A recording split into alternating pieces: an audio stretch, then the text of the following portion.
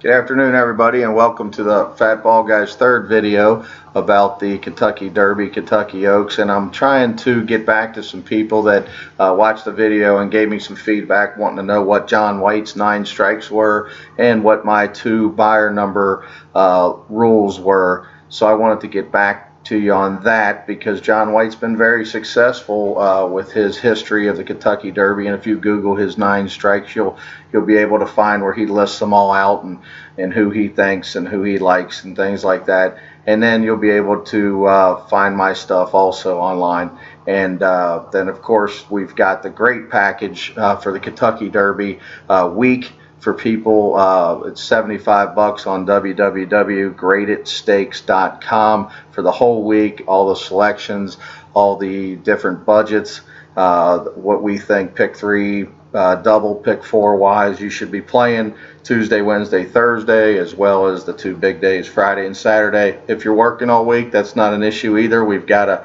an Oaks Derby package, and we got just an Oaks package or just a Derby package if that's all you'd like. You know, whatever works for you and for your budget. You know, the prices are accordingly that way. So anyway, let's get into the Kentucky Derby, the 9 strikes of John White. Last year he was just adamant about I'll have another. I put out I'll have another on my tickets only because of the strike rules, because I really did not think he could win. I liked Bodemeister. I thought Bodemeister would go wire to wire. Of course, I was very frustrated that Triniberg was in the race, and I think maybe it did cost him the race. I don't know, because I'll have another got him again in the Preakness too, so maybe it didn't cost him the race. But I sure looked like a winner at the 8th pole to beat that 2-year-old rule and all the other stuff. But anyway, John White's 9 strikes, he's got different rules, and I don't want to go through them all. But some of the big ones, he likes a horse to be in the 1, 2, 3 at the 8th pole. He likes horses that have run 1 mile and 1/8. He likes horses that have won a graded stakes race. He likes horses that have run in graded stakes races. He likes horses that have never been passed inside the 8th pole, which I think that's a big one. There isn't many Derby winners, if you look back in their prep races, that have won the Derby that got passed inside the 8th pole. There's just not that many of them if you go back and look, and he's got all those statistics. One of the big ones this year for Palace Malice is horses never won the Derby that's added or taken off blinkers going into the Derby, which Palace Malice is going to attempt. So the minute they put blinkers on Palace Malice, I pitched him right into the toilet. So anyway, that's some of the gist of the rules of John White, and of course the 2-year-old rule too. If they haven't run as a 2-year-old, he don't want them. That's a strike also. But it looks like if you look at his web page there, it's pretty good. I mean, it's like 84% that a horse has had 0 or 1 strike. So you can eliminate probably 10 to 12 horses by doing that and getting down to the nitty gritty. And if you go by his stuff, you won't have Normandy Invasion because he's got 3 strikes. But anyway, I'm not dead sold on that, but it is a guide that I use. And then of course my own 2 rules that I have that I stick to pretty religiously is 17 of the last 19 years a horse has run at least a 102 buyer number in one of his prep races going at least 1 mile, and if he's only had 2 preps, he's run at least a 95 on dirt or a 94 on polytrack. 17 of the last 19 years if they've only had 2 preps, which means January 1 on, that they've only run twice before the Derby. They have to have run at least a 95 on dirt, 94 on polytrack. And I'm pretty adamant about that. The only 2 outliers, as I discussed last time in the video, was Giacomo, which was just a fluke, and Minot Bird that was even more of a fluke. So if you think it's going to be a relatively formful Derby, which I do this year, you have to look at those numbers, and I've got those numbers in front of me here, and there's only 7 horses of the 20 that qualify on the numbers, and I'll go through that real quick. It's Verrazano, Golden Sense, Java War, Overanalyze, Revolutionary, It's My Lucky Day, and Normandy Invasion. Okay, so let's eliminate the rest of them for the win, and let's look at those 7. And I don't want to give away all my stuff for free since I'm doing the Graded Stakes thing this week, but we do want to at least help somewhat to the people that have been following me on Twitter and going to my website for free over the last 6 months. I want to at least give you as a guide if you don't feel that you should spend the 20 or 30 or 40 bucks to follow for the next few days, which it's okay by me either way you do it.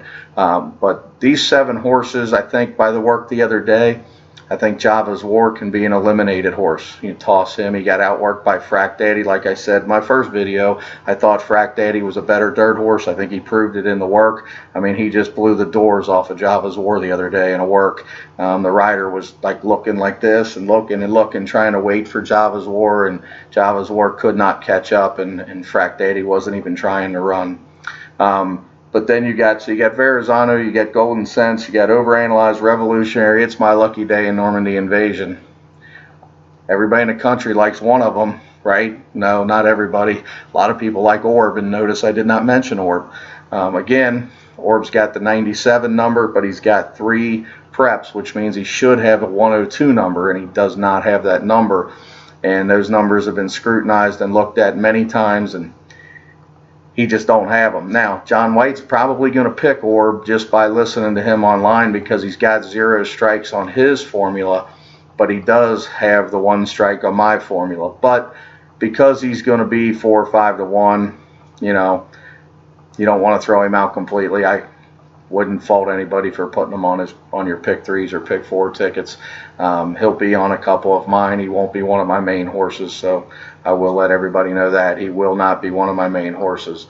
I have not decided completely, but I will decide as soon as the post positions come out who will be my A horses, B horses, and C horses in the pick 3s and 4s, and we will send that to all the subscribers on www.gradedstakes.com, so they'll have all that to be able to pick the Derby accurately, hopefully. We got 2 days left until the package starts, which is Tuesday. The Oaks, and we don't really need to talk about the Oaks too much, I don't think. I think everybody, it's not that hard. It's a pretty easy race, really. There'll probably be 13 or 14 fillies. There's probably 3 that can win, maybe 4. You don't need a degree to pick that race, I don't think.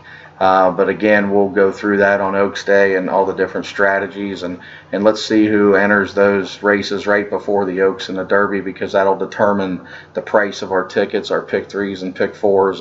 And I tweeted out today, if everybody saw my tweets, 2010, 2011, 2012 results from Derby Day, and how hard it is to select those pick 3s and 4s, and how you don't have to have a $10 one. You can have a 50-cent one and get paid pretty well, and a $1 one you're allowed to bet the 50-cent tries, you're allowed to bet the 50-cent pick 3s, and then the dollar daily doubles.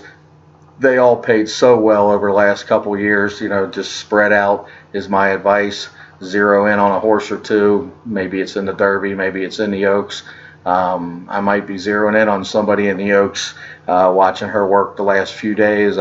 She's coming out of her skin. I've got a horse Tuesday on the card that I'm going to be zeroing in hard on, that I've been waiting to run back, that ran at the fairgrounds and got completely crushed out of the gate. And I think he's sitting on a win at about 4 or 5 to 1. And I think there's a horse Friday that's turning back into a mile race at Churchill that's going to be a decent price, that I think will be on one of the undercard races, that I think we can zero in on also. So I look forward to hearing from a lot of you. Hopefully we talk in the next few days. And this is my 3rd video, and once the post positions come out, we'll go through the last video. Thank you.